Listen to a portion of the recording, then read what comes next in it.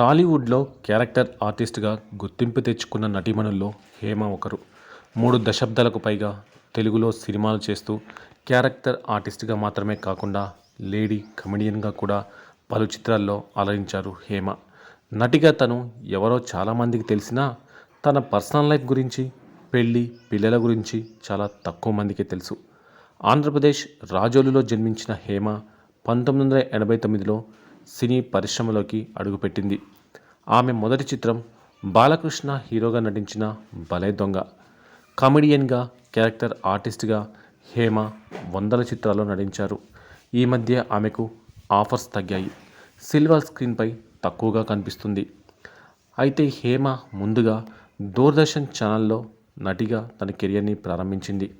అదే సమయంలో అక్కడ కెమెరామెన్గా పనిచేస్తున్న సయ్యద్ జాన్ అహ్మద్ను ప్రేమించి పెళ్లి చేసుకుంది. అసలు వారి పెళ్లి ఎలాంటి పరిస్థితుల్లో జరిగింది అనే విషయాన్ని ఇటీవల ఓ ఇంటర్వ్యూలో హేమ రివీల్ చేసింది. ఒకసారి అందరం కలిసి ఎగ్జిబిషన్కి వెళ్ళినప్పుడు ఆయన కూడా వచ్చారు. నేరుగా నేను మిమ్మల్ని పెళ్లి చేసుకోవాలని అనుకుంటున్నానని అన్నారు. అది మా ఫస్ట్ మీటింగ్. నేనేమి ఆయన వెనకపడలేదు, ఆయన నా వెనకపడలేదు. లవ్ అంటే మోసం చేస్తారేమో అని రాసి పెట్టుకున్నాం.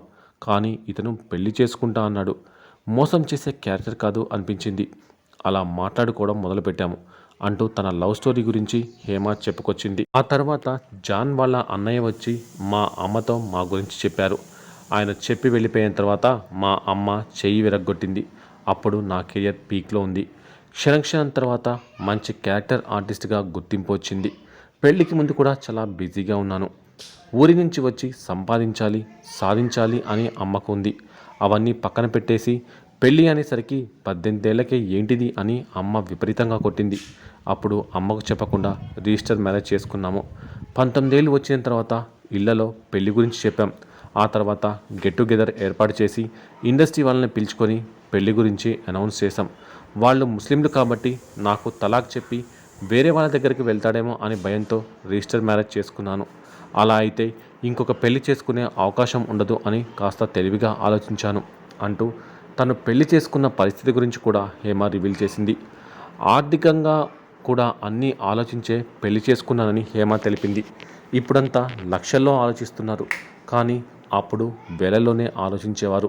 ఇప్పుడు అన్ని ఖర్చులు పెరిగిపోయాయి. పెళ్ళయ్యాక సినిమాలకు వెళ్ళేవాళ్ళం, బైక్ కొనుక్కున్నాం, లైఫ్ చాలా హ్యాపీగా ఎంజాయ్ చేసేసాం. నేను ఎక్కడ ఉన్నా హ్యాపీగా బ్రతికేస్తా. ఇప్పటికీ గంజి అన్నం తింటా. నేను నా కూతురు కలిసి దానికి సూప్రైజ్ అని పేరు పెట్టుకున్నాము. టెన్షన్స్ ఏమీ లేవు అంటూ తన లైఫ్ స్టైల్ గురించి బయటపెట్టింది హేమ. ఇప్పటికీ తెలుగులో సక్సెస్ఫుల్ క్యారెక్టర్ ఆర్టిస్ట్గా బ్యాక్ టు బ్యాక్ సినిమాలు చేస్తున్న హేమకు ఈషా అనే కూతురు కూడా ఉంది. ప్రస్తుతం తను ఫారెన్లో చదువుకుంటుంది.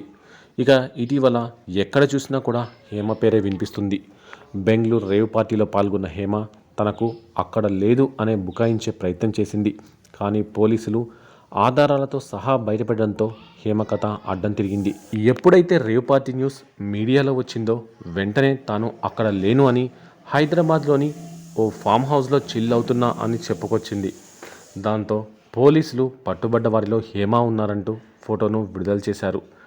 బెంగళూరు రేవ్ పార్టీ ఇప్పుడు టాలీవుడ్ని తెగ షేక్ చేస్తోంది. డ్రగ్స్ తీసుకున్న వారిలో 86 మంది తెలుగు వాళ్ళే ఉండటం, అందులోనూ సినిమా ఇండస్ట్రీ వారు ఎక్కువగా ఉండడంతో సాధారణంగానే ఈ కేసుపై ఇండస్ట్రీ పెద్దలు ఓ కన్నేసి ఉంచారు. అయితే ఈసారి ఇండస్ట్రీ డ్రగ్స్ లింకులు బెంగళూరు వరకు వెళ్ళాయి. రాష్ట్ర పోలీసులు కూడా బెంగళూరు పార్టీని చాలా సీరియస్గా తీసుకున్నారు. ఇప్పటికే రేవ్ పార్టీ వ్యవహారంలో తీవ్ర విమర్శలు ఎదుర్కొంటున్న హేమ పోలీసు విచారణకు కూడా వెళ్ళకపోవడం అనేక అనుమానాలకు తావిచ్చింది. తనకు జ్వరంగా ఉందని, అనారోగ్యాన్ని దృష్టిలో పెట్టుకొని విచారణకు హాజరయ్యేందుకు మరో వారం సమయం కావాలని సిసిబి అధికారులకు హేమ లేఖ రాశారు. దీనిని పరిగణలోకి తీసుకున్న పోలీసులు హేమకు మరోసారి నోటీసులు జారీ చేశారు. జూన్ 1న విచారణకు హాజరు కావాల్సిందిగా అందులో పేర్కొన్నారు. మరి ఆ రోజైనా హేమ విచారణకు వెళ్తుందా, లేదంటే మరేదైనా సాగు చెబుతుందా అంటూ సోషల్ మీడియాలో చర్చ జరుగుతుంది. పరిణామాలు చూస్తుంటే హేమ ఈ వివాదాన్ని అనవసరంగా తెగేదాకా లాగుతుందా అన్న అనుమానాలు కూడా కలుగుతున్నాయి. పార్టీలో దొరికిన వారంతా కిక్కురుమనకుండా ఉంటే ఈమె మాత్రం నేను పార్టీలోనే లేను, హైదరాబాద్లోనే చిల్ అవుతున్నానని, బిర్యానీ చేస్తున్నానంటూ వీడియోలు వదిలింది. ఏదో కుటుంబ సభ్యులకు తాను పోలీసుల కస్టడీలో ఉన్నామని చెప్పమని ఫోన్ ఇస్తే ఇంతకి తెగిస్తుందా అంటూ ఆమెపై నెటిజన్లు కారాలు మిరియాలు నూరుతున్నారు. ఇదొక్కటే కాదు, తన స్క్రీన్ నేమ్ను దాచి అసలు పేరు కృష్ణవేణితో పార్టీలోకి ఎంటర్ అయి తెలివిగా వ్యవహరించింది. ఎంతగా కవర్ చేసినా హేమ పార్టీకి వచ్చింది అనడానికి బెంగళూరు పోలీసుల వద్ద పక్కా ఆధారాలు ఉండడం, పైగా డ్రగ్స్ టెస్ట్లో పాజిటివ్ రావడంతో ఆమె సైలెంట్ మోడ్లోకి వెళ్ళక తప్పలేదు. లేదంటే ఆవిడ నాటకాలకు అడ్డు అదుపు లేకుండా పోయేదని నెటిజన్లు చురకలంటిస్తున్నారు. ఎక్కడో పరాయి రాష్ట్రంలో తెలుగు చిత్ర పరిశ్రమ పరువు పోతుంటే టాలీవుడ్ పెద్దలు, మూవీ ఆర్టిస్ట్ అసోసియేషన్ ఏం చేస్తుందనే విమర్శలు వెల్లువెత్తుతున్నాయి. స్వయంగా మా అధ్యక్షుడు మంచు విష్ణు సైతం ఆమెకు అండగా నిలవడాన్ని పలువురు పెద్దలు తప్పుపడుతున్నారు. దోషిగా తేలే వరకు హేమ నిర్దోషినని, అందుచేత నిరాధారమైన వార్తలు, కథనాలు ప్రచారం చేయవద్దని మీడియాకు, ప్రజలకు మంచు విష్ణు విజ్ఞప్తి చేయడం మనం చూశాము. బెంగళూరు పోలీసులు ఇచ్చిన నోటీసులకు హేమ స్పందించుకుంటే పరిణామాలు చాలా తీవ్రంగా ఉంటాయని నిపుణులు హెచ్చరిస్తున్నారు. ఇప్పటికైనా హేమ పద్ధతి మార్చుకొని పోలీసులకు సహకరిస్తే మంచిదనే కామెంట్లు వినిపిస్తున్నాయి. నిజంగా తాను తప్పు చేయకుంటే న్యాయ పోరాటం ద్వారా తన నిర్దోషిత్వాన్ని నిరూపించుకోవాలని సలహాలు ఇస్తున్నారు.